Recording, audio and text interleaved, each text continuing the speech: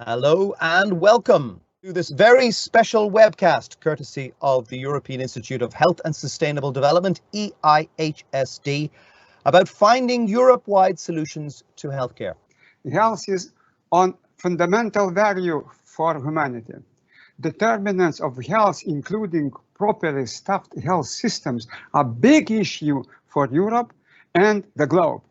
Most nations committed themselves to the universal health coverage, patient-centered approach, community-based treatment, leaving no one behind.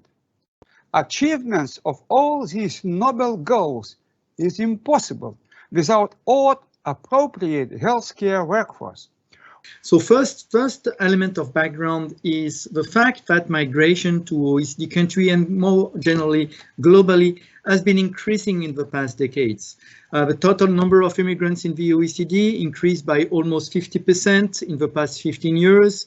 The number of tertiary educated migrants in the OECD increased by 90%, almost double in the past 15 years, from 19 million to 35 million.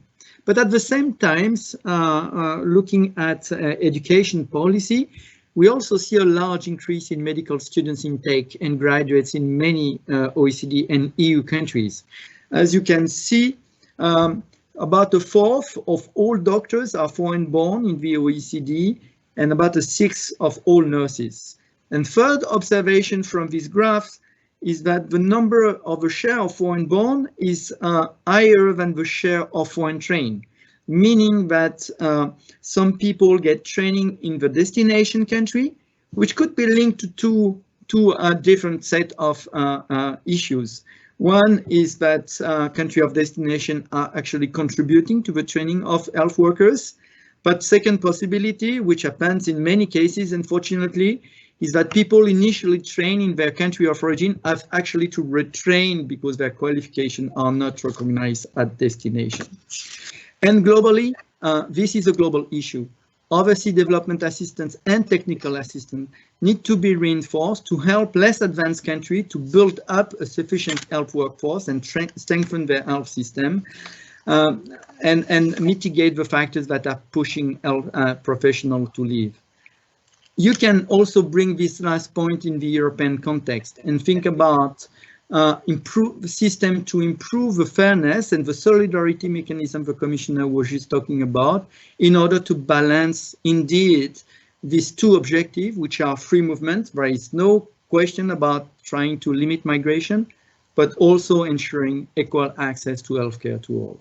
What are our diagnostic tools to diagnose this shortage, and how should we go forward to get better and not contradicting figures about health workforce shortage? It's absolutely necessary to integrate health accounts or labor accounts in the system of health accounts. There you can see on the right side Germany with the highest figure of national of employment in healthcare in European 27. But the main problem is we have still in Germany a workforce shortage. Health labor shortages are measured regularly by the Public Employment Service. And you can see in this study from the labor offices who reported shortages, you find a lot of countries which are on the top of countries with high employment ratios. Now, a complete contradicting build is given by the global burden of disease approach. In this approach, health workforce shortage does not show any shortage for many European countries. We are still in the beginning of understanding what is really behind that and need to go forward with this practical, empirical research and accounting. Forecast for 2020-2030 developed by OECD or Eurostat or Department of Statistics shows the population of Lithuania. If these forecasts will be correct, so quite likely the demand of healthcare labor force in Central and Eastern European countries, because Lithuania is just an example, will decrease. And in this case, outflow of medical personnel may be not a brain drain, but a factor reducing brain waste caused by unemployment in the source countries. So this is one scenario of the development, but maybe we can look for more optimistic option. For example, when you're looking to Lithuanian figures on net migration, that means emigration minus immigration, you see that it's true that in 2010 was big outflow, 80,000 of people lost to Lithuania, but it is a reduction by years. And since 19, we have already blue those columns and positive net migration to Lithuania.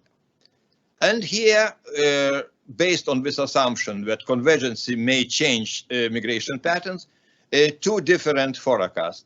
The slow already shown Department of Statistics forecast, which indicates that immigration or net negative migration will continue. This is a forecast done by Health Economic Center, commissioned by Lithuanian Ministry of Health, but the average of those two estimates also is quite positive.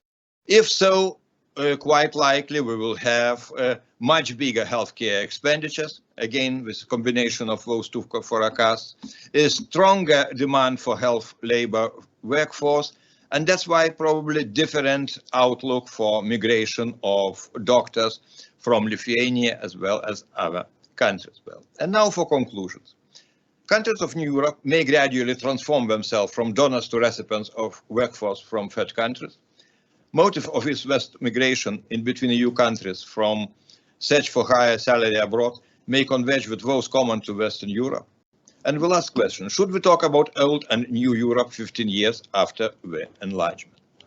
So in the context of health workforce reforms, medical deserts are characterized by falling number of medical practitioners, inadequate composition of healthcare professionals teams to serve the local population's needs, and little or no access to digital technologies that could actually support healthcare provision. Because most medical deserts, let's face it, they're not just isolated and depopulated areas devoid of medical services, they often also lack access to other essential public services, such as education facilities, public transportation. There's often underinvestment in economic activity, so there's high unemployment, greater economic vulnerability. We're not going to criticize individuals, migrant health workers, for their wish and their desire to move abroad, but we need to recognize as a union that this mobility, when it is excessive and when it is skewed, it has unintended and unwanted consequences.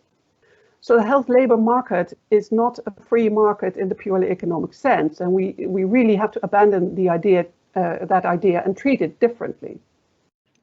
COVID showed that we need to think how it is important once again to find mechanisms which can strengthen our solidarity.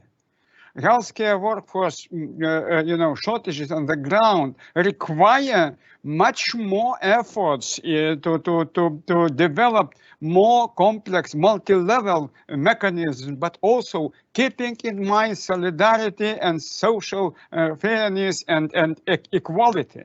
Without those mechanisms, we have no chance to encourage people to believe into into European Union project, because health is very close to people's hearts. And here we can move forward with our debates and thinking about pan-European solutions.